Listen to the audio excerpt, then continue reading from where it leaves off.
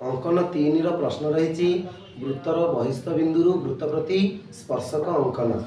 आमर 6B रो question number 3 देछि जे वृत्तर केंद्र ओ व्यासार्धर परिमाण 3 सेंटीमीटर एवं वृत्तर बहिस्थ एक बिंदु P जहाँकि केंद्र ठारू 7 सेंटीमीटर दूर रे रही OP 7 सेंटीमीटर आमे P बिंदु वृत्त प्रति स्पर्शक अंकन करिबा।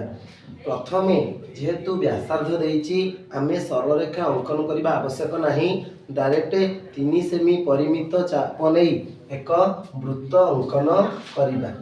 एवं केंद्र नाम देबा ओ व्यासार्ध केंद्र बिंदु एक रेखा अंकन करिबा। आमको प्रश्न देइछि अछि केंद्र ठारू वृत्तर बहिस्थ बिंदुर दूरता OP 7 सेंटीमीटर बहिस्थ बिंदुटी P हेउ एवं P र दूरता 7 सेंटीमीटर आमे केंद्र बिंदु ठारू 7 सेमी चाप नहीं वृत्तर बहिस्थ बिंदु स्थानित करिबा एवं ये केंद्र बिंदु ठारू बहिस्थ बिंदु मध्य रे थिबा दूरता को आमे समद्विखंड करिबा। अधारु अधिक चाप नहीं ऊपर चाप तळे चाप ऊपर चाप तळे चाप समद्विखंड को लंब अंकन करिबा।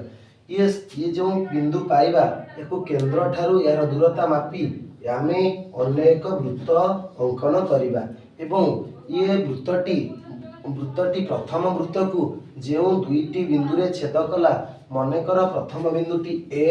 एवं द्वितीय बिंदुटी B आ P बिंदु